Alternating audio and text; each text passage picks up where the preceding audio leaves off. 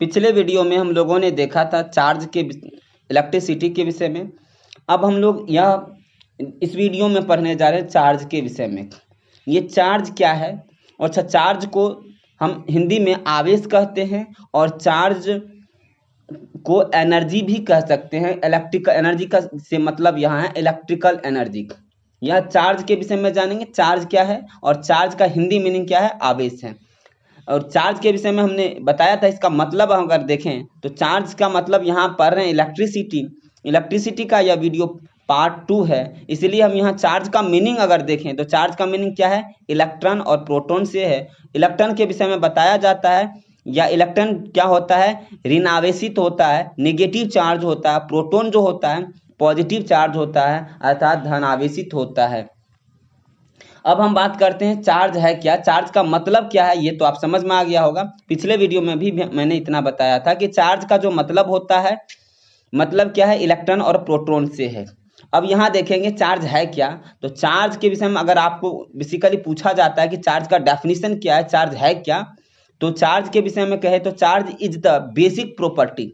किसका है? मैटर का। आपको पता होना चाहिए कि मैटर कोई भी हो, उसका सबसे छोटा पार्टिकल एटम होता है। और एटम किसका बना होता है? तो एटम इलेक्ट्रॉन प्रोटॉन न्यूट्रॉन, ये फंडामेंटल पार्टिकल्स है। और ये मुख्यतः, इसको हम कह सकते हैं मुख्यतः इलेक्ट्रॉन प्रोटॉन न्यूट्रॉन लेते हैं। इनके अलावे भी और उसमें पार्टिकल्स होते हैं, लेकिन बेसिकली हम जो पढ़ते हैं इलेक्ट्रॉन प्रोटॉन न्यूट्रॉन के विषय में पढ़ते हैं। अगर हम ये कहें यह इलेक्ट्रॉन प्रोटॉन न्यूट्रॉन हर मैटर में ऑलरेडी प्रेजेंट होते हैं। यहाँ हम देखेंगे, यहाँ चार्ज जो है इलेक्ट्रॉन प्रोटॉन, चूंकि ये इलेक्ट्रॉन प्रोटॉन से रिलेटेड है, संबंधित है, तो इसलिए हमें यहाँ चार्ज का डेफिनेशन या चार्ज का के विषय में जानना जरूरत है। यहाँ देखिए, चार्ज जो इज द बेसिक प्रॉपर्टी, किसका बेसिक प्रॉपर्टी है? सच में यह बेसिक प्रॉपर्टी है, किसका है? तो मैटर का बेसिक प्रॉपर्टी है। मैटर समझते हैं, मैटर का मतलब होता है पदार्थ, हिंदी में उसको पदार्थ कहते हैं। और पदार्थ क्या होता है, तो जो आप ऑलरेडी जानते हैं, पदार्थ जो होता है जो स्थान छेकता हो, जिसमें आयतन हो, है कि नहीं, that occupy space, some space, that occupy some space and having volume, उसके पास, जिसके पास क्या हो, वॉल्यूम हो।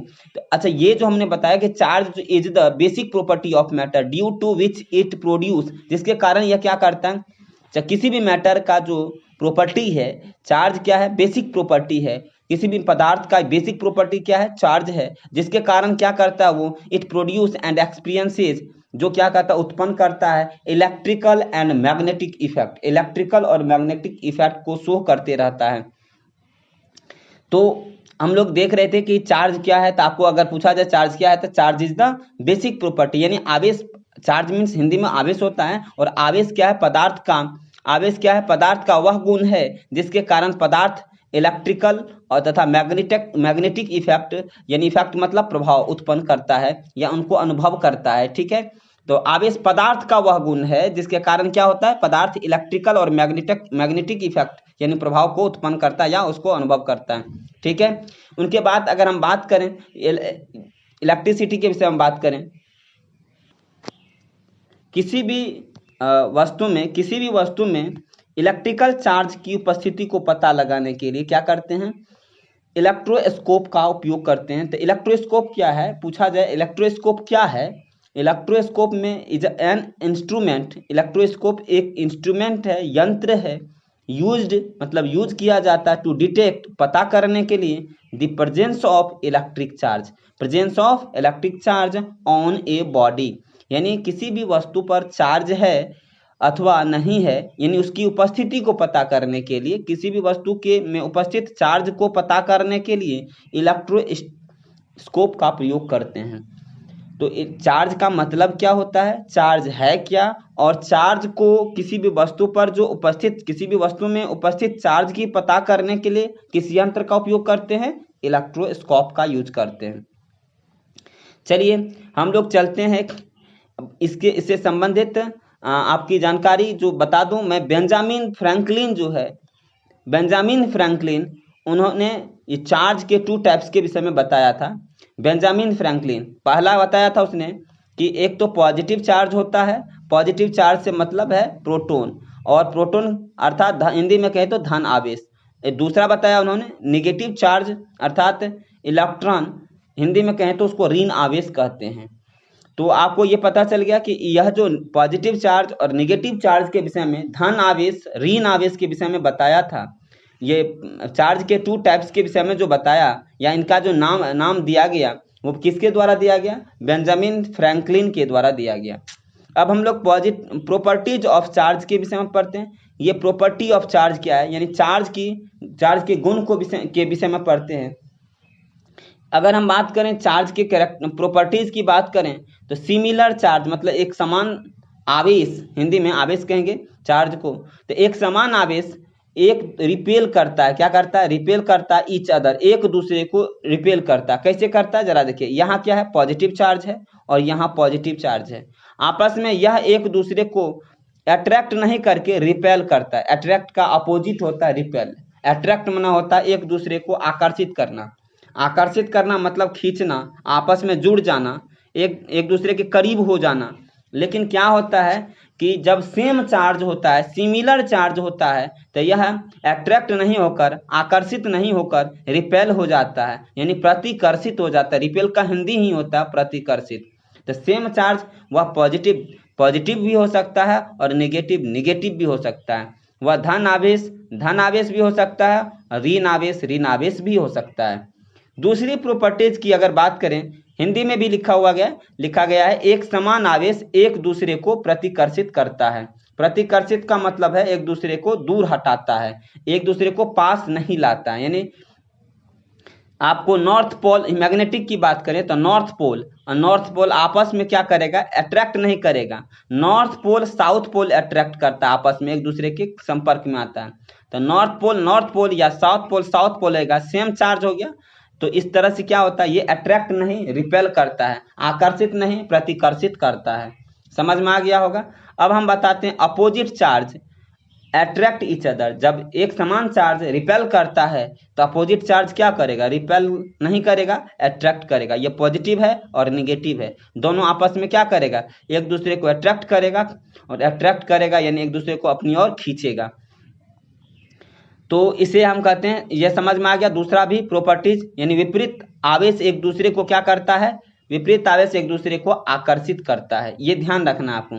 अगर कूलम लॉ की बात करें तो कूलम लॉ के अनुसार क्या कहा जाता है? कूलम लॉ के अनुसार जो स्ट्रेंथ होता है, strength of the force between 2 charge, 2 charge चाहे प्लस प्लस हो या माइनस माइनस हो या प्लस माइनस हो, यानी 2 चार्ज की अगर हम बात करें तो 2 चार्ज मान लेते हैं, प्लस है इधर, एक साइड माइनस है। इन दोनों के बीच लगने वाला जो फोर्स है, इन दोनों के बीच तो या रिपेल का लगेगा फोर्स, या आकर्षण का फोर्स लगेगा, या प्रतिकर्षण का फोर्स लगेगा। फोर्स तो लगेगा। तो जब 2 चार्ज क्या के बीच में, यहाँ विपरीत चार्ज लिया गया है, लेकिन तो 2 विपरीत चार्ज हो या सेम चार्ज हो, इन दोनों के बीच जो लगने वाला फोर्स होता है, फोर्स एफ, फोर्स को क्या कहते हैं? एफ। और यह चार्ज Q1 चार्ज और Q2 चार्ज और Q1 के बीच में लगने वाला बल क्या है? फोर्स क्या है? F है। और इनके बीच की दूरी मान लेते हैं R है। Q1 और Q2 के बीच की दूरी क्या है? R है। अच्छा, ये जो हमने लिखा है पॉजिटिव, यहाँ निगेटिव चार्ज लिखा है, जिसको डिनोट किए हैं Q1 से और Q2 से, और इस पॉजिटिव चार्ज है इसलिए इसको प्रोटॉन, और निगेटिव चार्ज है इसलिए इसको इलेक्ट्रॉन कह सकते हैं। अब यहाँ देखिए क्या कहा जाता है, जो इनके बीच, इन दोनों Q1 चार्ज और Q2 चार्ज के बीच में जो लगने वाला फोर्स है वह क्या होता है? तो directly proportional to the product of charges. Directly proportional to the product of charges, यानी डायरेक्टली एफ का क्या होता है? इस एफ का क्या होता है? ये यानी बल का क्या होता है या फोर्स का क्या होता है? यह डायरेक्टली प्रोपोर्शनल होता है इसके प्रोडक्ट का प्रोपोर्शनल। जैसे Q1 Q2 है तो यहाँ देखिए लिख लिया गया। मान लेते हैं कि एफ प्रोपोर्शनल क्या है? Q1 और गुना Q2 है, यानी प्रोपोर्शनल का हिंदी होता है समानुपाती। इस तरह से हम इसको क्या करते हैं? संबोधित कर सकते हैं या इस तरह से लिख सकते हैं। अगर हम बात करें इसके बीच जो डिस्टेंस होता है, ये Q1 Q2 के बीच जो डिस्टेंस है, जिसको आप R माने हैं, यह R क्या होता है? तो इन दोनों चार्ज के बीच की जो दूरी R है, R क्या होता है? इनवर्सली प्रोपोर्शनल होता है। लेकिन कब? जब ये R² कर दिया जाए तब।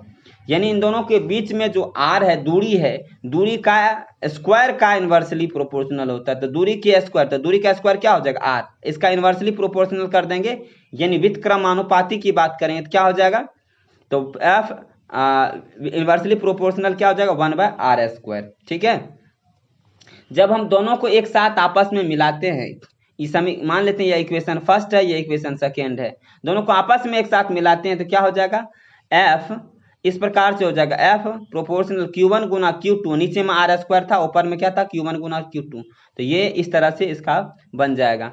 अब क्या हो जाएगा, यहाँ f बराबर क्या हो जाएगा, k यहाँ कांस्टेंट ले लेंगे, तो q1 गुना q2 बटा r², जैसे ही प्रोपोर्शनल हटेगा तो कांस्टेंट के रूप में कौन आएगा, k आएगा। अब हम बता दें यहाँ F जो है उन दोनों के बीच में Q1 और Q2 के बीच में लगने वाला फोर्स है, उसको हम इलेक्ट्रोमैग्नेटिक फोर्स भी कहते हैं। तो इलेक्ट्रोमैग्नेटिक फोर्स बराबर हमको रिजल्ट में क्या आया Q1 गुना Q2 बटा r² आया। और यहाँ K जो है, ये K क्या है, यहाँ K कूलम्स कांस्टेंट है, जिसका वैल्यू कितना होता है कूलम्स कांस्टेंट का, 8.988 मल्टीप्लाई 10⁻⁹ होता है। अच्छा, जब हम इसको लिखते हैं 8.988 मल्टीप्लाई 10⁻⁹ के कूलम्स कांस्टेंट बराबर, तो इसको हम दूसरे तरीके से लिख सकते हैं, या लगभग में 9 दे करके, यानी 8.988 है ना, तो 98 तो 98 हो ही गया, तो समझिए 9 के करीब है, 8.98 है मतलब 9 का करीब है, तो 9 का करीब तो 9.0 लिख करके 10⁻⁹ करते हैं। यानी आपसे पूछा जाए Coulomb's constant K equal to कितना होता है, 9.0 इंटू 10⁻⁹। अगर कहीं कहीं यह नहीं लिखा हुआ है तो आपको लिखा हुआ क्या रहेगा, 8.988 मल्टीप्लाई 10⁻⁹, इस तरह से आप लिखें 10⁻⁹ होगा। तो आप यहाँ तक लिख सकते हैं, यहाँ तक मुझे नहीं लगता किसी तरह का दिक्कत होगा। जहाँ तक बात करते हैं इनके यूनिट की बात करें तो क्या हो जाता है, 9.0 गुना 10⁻⁴ क्या है 9 है ना, तो आप क्या लिख सकते हैं, newton into metre square per centimetre, coulombs square not centimetre, newton metre square per coulomb square. इस तरह से आप समझ गए होंगे कि यह जो दो विपरीत चार्ज हो या दो सेम चार्ज हो, उनके बीच लगने वाला जो फोर्स होता है किससे संबंधित होता है, कूलम्स लॉ से संबंधित होता है। अगर यह पूछा जाए कूलम्स लॉ संबंधित है, ऑब्जेक्टिव में आ जाए, तो आप क्या करेंगे, आवेश से संबंधित है, आवेश के बीच लगने वाले बल से संबंधित है, आवेश के बीच लगने वाले, आवेश डायरेक्टली नहीं कर सकते, आवेश के बीच लगने वाले बल से संबंधित है। ठीक है, तो इतनी बात तो आप समझ गए होंगे। चौथे नंबर में दिया गया है, charging of a bodies takes place due to transfer of electrons from one body to another body. Charging of a bodies यानी कहने का अर्थ क्या है, एक वस्तु से दूसरे वस्तु में इलेक्ट्रॉन के ट्रांसफर से वस्तु क्या होता है, चार्ज हो जाता है। यानी चार्ज करना है, यदि कोई वस्तु चार्ज हो रहा है, इसका क्या मतलब है कि इलेक्ट्रॉन का ट्रांसफर होता है। इसलिए हमने यहाँ लिखा है कि चार्जिंग ऑफ अ बॉडीज, यानी वस्तु का जो चार्ज होता है, चार्ज होना होता है, वो किस पर निर्भर करता है, इलेक्ट्रॉन के ट्रांसफर पर निर्भर करता है। एक वस्तु से दूसरे वस्तु में इलेक्ट्रॉन के ट्रांसफर पर निर्भर करता है। अगला पॉइंट क्या है, पांचवा नंबर है most objects are electrically neutral. क्या मतलब है most objects are electrically neutral का क्या मतलब है, तो आपको हम बता दें कि कोई भी पदार्थ है, तो कोई भी पदार्थ का सबसे छोटा इकाई क्या होता है, सबसे छोटा कण क्या होता है, एटम होता है, परमाणु होता है। और परमाणु किसका बना होता है, इलेक्ट्रॉन प्रोटॉन न्यूट्रॉन से बना होता है। चूंकि इलेक्ट्रॉन प्रोटॉन से बना होता है, वैसे तो अन्य पार्टिकल्स भी होते हैं, इन तीनों पार्टिकल्स को फंडामेंटल पार्टिकल्स कहा जाता है, मौलिक कण कहा जाता है। पार्टिकल्स तो और होते हैं, लेकिन इन तीनों को मौलिक कण कहा जाता है। तो यहाँ जो इलेक्ट्रॉन प्रोटॉन की बात कर रहे हैं, तो इसके विषय में कहा जाता है कि यह जो कोई मैटर है, इसके अंदर क्या है, न्यूक्लियस है, और न्यूक्लियस में प्रोटॉन की संख्या क्या होता है, इसमें प्रोटॉन की संख्या और इलेक्ट्रॉन की संख्या, इसका मतलब है इक्वल होता है। प्रोटॉन की संख्या और इलेक्ट्रॉन की संख्या दोनों क्या होता है, इक्वल होता है। जितना प्रोटॉन उतना इलेक्ट्रॉन। इसलिए यहाँ क्या कहा गया है कि जितने भी वस्तुएं होते हैं विद्युतीय रूप से क्या होता है, इलेक्ट्रिकली क्या होता है, न्यूट्रल होता है। विद्युतीय उदासीन, न्यूट्रल का मतलब उदासीन होते हैं। यहाँ उदासीन का मतलब समझ में आया कि जितना इलेक्ट्रॉन उतना ही प्रोटॉन होता है उसमें। इसमें समान इलेक्ट्रॉन और एवं प्रोटॉन आवेश होते हैं, चार्ज को आवेश कहते हैं, और इलेक्ट्रॉन प्रोटॉन क्या है, चार्ज है। चार्ज को ही इलेक्ट्रॉन प्रोटॉन जानते हैं। अगर हम सिंबल की बात करें, चार्ज के सिंबल की बात करते हैं, सिंबल क्या होता है? सिंबल ऑफ चार्ज, यानी आवेश का संकेत क्या होता है? सिंबल माने संकेत, क्या होता है? क्यू होता है। फार्मूला क्या होता है इसका? चार्ज की फार्मूला की बात करें तो आई टी होता है। क्या होता है? फार्मूला होता है आई टी। आई का मतलब यहाँ क्या है? यहाँ आई मतलब है इलेक्ट्रिक करंट। क्या मतलब है आई से? Electric current. टी से क्या मतलब है? समय। यानी इलेक्ट्रिक करंट मतलब विद्युत धारा, और टाइम से मतलब क्या है? समय। यानी अगर हम आपको कह दें कि फार्मूला इसका क्या होता था? धारा, इलेक्ट्रिक करंट मतलब धारा गुना समय होता है। तो ये बात आपको समझ में आ गया। तो फार्मूला में आई टी लिख सकते हैं हम। एस आई यूनिट की अगर बात करें, चार्ज के एस आई यूनिट की बात करें कि आवेश का एस आई मात्रक क्या होता है, तो आई का क्या होता है? Electric current. इलेक्ट्रिक करंट को किससे डिनोट करते हैं? इसका एस आई मात्रक क्या होता है? एम्पियर होता है। टाइम का क्या होता है? सेकेंड होता है। इसलिए हमने यहाँ क्या लिखा? एम्पियर सेकेंड लिखा है। एम्पियर को ए से डिनोट कर सकते हैं, सेकेंड को एस से, इसको ए एस भी लिखा जा सकता है। और दूसरा क्या होता है इसका एसआई मात्रक? तो दूसरा एसआई मात्रक कूलम भी होता है, और तीसरा फैराडे, और चौथा एम्पियर आवर भी। यानी एम्पियर आवर भी इनका क्या होता है? एसआई यूनिट के अंतर्गत आता है। अगर आपसे पूछा जाए, अगर वैसे तो 10th क्लास के लेवल की बात करें तो उसमें केवल कूलम और एम्पियर सेकेंड को ध्यान रखना है, लेकिन उनसे आगे की बात करें तो फैराडे, एम्पियर आवर आदि इन सभी को ध्यान में रखना चाहिए। तो यहां तक आपको समझ में आ गया है? यहां तक में आपको कोई दिक्कत नहीं है। अब हम क्या करते हैं? चार्ज क्यू, चार्ज का मतलब क्या? क्यू। और क्यू बराबर क्या होता है? ये क्या होता है? एन ई भी होता है। एन और ई, यह एन ई का मतलब क्या होता है? जैसे हम किसी वस्तु में देख कहते हैं चार्ज है, इलेक्ट्रॉन है। चार्ज का मतलब क्या है? इलेक्ट्रॉन से है। तो कितने इलेक्ट्रॉन है? चार्ज है, इसका मतलब क्या है? इलेक्ट्रॉन है। चार्ज है, कोई वस्तु चार्ज है तो इसका मतलब इलेक्ट्रॉन है उसमें। तो इलेक्ट्रॉन कितना इलेक्ट्रॉन है? तो इलेक्ट्रॉन कितना, इसको पता करने के लिए तो एन ई होता है। क्यू बराबर क्या लिखेंगे? N E. फार्मूला हो गया क्यू बराबर एन ई। एन का मतलब है नंबर, ई का मतलब है इलेक्ट्रॉन। तो इसका मतलब क्या हुआ? Number of electron. पता करते हैं नंबर ऑफ इलेक्ट्रॉन कितने हैं। अगर चार्ज मान लेते हैं 1 कूलम है, मान लेते हैं चार्ज क्या है? 1 कूलम। सबसे पहले उनसे पहले हम जान लेते हैं 1 इलेक्ट्रॉन बराबर कितना होता है। 1 इलेक्ट्रॉन बराबर 1.6 गुना 10⁻⁻19 कूलम होता है। अगर आपसे यह पूछा जाए कि चार्ज, कोई वस्तु चार्ज है, उसमें 1 इलेक्ट्रॉन है तो कितना कूलम चार्ज है? तो 1.6 गुना 10⁻⁻19 कूलम है। लेकिन अगर आपसे यह पूछा जाए कि यदि चार्ज क्यू है, यदि चार्ज क्या है? क्यू है, और चार्ज उसमें 1 कूलम है। चार्ज क्या है? क्यू। चार्ज को क्यू से डिनोट करते हैं। और किसी वस्तु में 1 कूलम चार्ज है। किसी वस्तु में कितना चार्ज है? 1 कूलम चार्ज है। तो 1 कूलम चार्ज है तो इसका मतलब कितना इलेक्ट्रॉन है? मान लीजिए कोई वस्तु है, वह 1 कूलम चार्ज है उसमें, तो इसका मतलब इलेक्ट्रॉन की संख्या कितनी है? तो इलेक्ट्रॉन की संख्या कितनी है, इसको कैसे पता करेंगे? तो आइए हम बताते हैं आपको। क्या बताएंगे? 1 इलेक्ट्रॉन बराबर कितना कूलम चार्ज होता है? 1.6 गुना 10⁻⁻19 कूलम, यानी 19। ठीक है, 19 कूलम होता है। जब हम कहते हैं 1 आम आप खरीदते हैं, और 1 आम अगर आप लेते हैं, 1 मैंगो लेते हैं, तो उसका आपको कहते हैं 1 मैंगो नहीं, आप अगर क्या कहते हैं 1 रुपया में कितना मैंगो लेते हैं? 10 मैंगो लेते हैं। 1 रुपये में 10 मैंगो लेते हैं, 1 रुपया में। और उसको अगर पूछा जाए कि तो 1 आम का वैल्यू कितना होगा, तो क्या करेंगे? तो आप लिखेंगे 10 मैंगो का वैल्यू कितना है, कितना मान है? 1 रुपया है। तो 1 आम का पूछ रहा था ना, तो 1 आम का क्या होगा? 1/10 होगा। तो अगर वही चीज अगर आपसे पूछा जाए कि 1 कूलम बराबर, ये 1 इलेक्ट्रॉन बराबर इतना कूलम है, तो आप यह भी तो लिख सकते हैं 1.6 गुना 10⁻19 कूलम बराबर 1 इलेक्ट्रॉन है कि नहीं? तो पता करना है कि 1 कूलम में ना, तो 1 कूलम में कितना होगा? इतना कूलम बराबर 1 इलेक्ट्रॉन है। तो 1 कूलम बराबर क्या होगा? 1/1.6 गुना 10⁻19 हो जाएगा, होगा कि नहीं? तो वही लिखा है हमने। इफ चार्ज क्या है? 1 कूलम है, तो 1 कूलम चार्ज में कितना इलेक्ट्रॉन होगा, ये नहीं पता करना था 1 कूलम चार्ज में। तो क्यू बराबर फार्मूला क्या है? एन ई है। तो एन 1 कूलम चार्ज है, क्यू है, और एन क्या है? तो एन तो नहीं पता है, पता करना कितना इलेक्ट्रॉन है 1 कूलम चार्ज में। तो ई तो पता है आपको, 1.6 गुना 10⁻19 कूलम होता है। ठीक है, अब हम आपको बता देते हैं, यहाँ लिखा है तो एन बराबर क्या हो जाएगा? एन छोड़ देंगे तो ये अगर इस साइड आएगा तो क्या होगा? इनटू में डिवाइड हो जाएगा कि नहीं?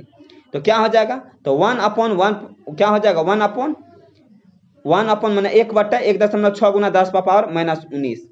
10 का पावर -19 है, या 10 का पावर -19 को अगर ऊपर ले जाएंगे तो क्या हो जाएगा, 10 का पावर +19 हो जाएगा। कैसे हो जाएगा, तो देखिए घातांक और करनी में आपको बताया जाता है a पर पावर अगर -m है तो इसको हम लिख सकते हैं a पर पावर m लिख सकते हैं।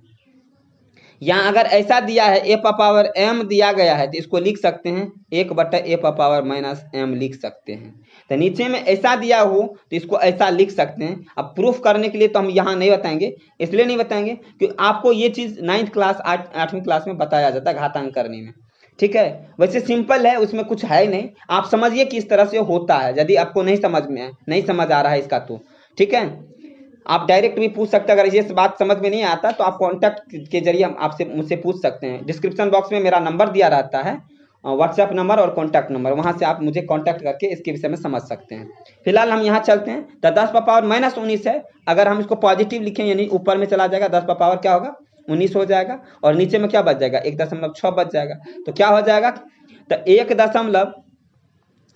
10 का पावर -19 है ना, तो इसको लिख सकते हैं 10 का पावर 19 है तो इसको लिख सकते हैं, क्या लिख सकते हैं 10 गुना क्या लिख सकते हैं 10 का पावर 18 लिख सकते हैं।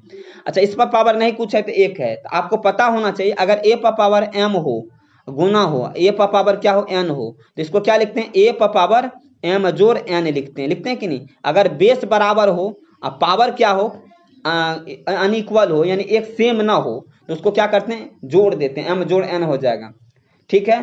तो यदि रहेगा इस तरह से 2 पर पावर 4 है गुना 2 पर पावर 3 है तो क्या करिएगा 2 पर पावर 4 जोड़ 3 करेंगे तो 7 हो जाएगा। 2 पर पावर कितना हो जाएगा 7 हो जाएगा। उसी तरह यहाँ हम क्या करने वाले हैं 10 पर पावर 19 है तो इसको लिख तो सकते हैं 10 गुना 10 पर पावर 18 लिख सकते हैं कि नहीं। तो 18 1 19 10 पर पावर 19 हो जाएगा, ठीक है। तो हमने वही किया है, यहाँ 10 पर पावर 19 है तो इसको लिखिए 10 गुना 10 पर पावर 18। क्यों लिखा अभी समझ में आ जाएगा, अपॉन में 1/6 था लिख दिए, चूंकि हम इससे 1/6 से डिवाइड कर सके 10 में, और 10 पर पावर 18 ऐसे हम साइड कर दिए उसको। तो अब क्या करेंगे, जैसे ही 1.6 से 10 में डिवाइड करेंगे, 1.6 से जैसे ही 10 में डिवाइड करेंगे तो क्या हो जाएगा दशमलव उड़ जाएगा, यहाँ क्या हो जाएगा 100 हो जाएगा ऊपर में। तो 16 से आप डिवाइड करेंगे 100 में, तो 16 से जब डिवाइड करिएगा ना तो कितना आ जाएगा, तो 6.25 आएगा। क्या होगा 6.25। अब गुना क्या है 10 पर पावर 18 था ना, तो लिख देंगे 10 पर पावर 18 लिख देंगे, ठीक है। तो 1 कूलम बराबर ये निकला, 1 कूलम बराबर कितना आपको इलेक्ट्रॉन निकला 1 कूलम में, तो 1 कूलम में निकला 6.25 गुना 10 पर पावर 18 इलेक्ट्रॉन निकला। तो इतना बात तो आपको समझ में आ गया होगा, यहाँ तक समझने में आपको कोई दिक्कत नहीं है। चार्ज से संबंधित जितने भी मटेरियल थे हमने आपको दिया। अब हम आपको इलेक्ट्रिसिटी के नेक्स्ट टॉपिक की ओर बढ़ेंगे। इलेक्ट्रिक करंट क्या है, इलेक्ट्रिक करंट के विषय में हम लोग जानने की कोशिश करेंगे। इस वीडियो में चार्ज के विषय में हम लोग इतना जाने। Thank you for watching this video.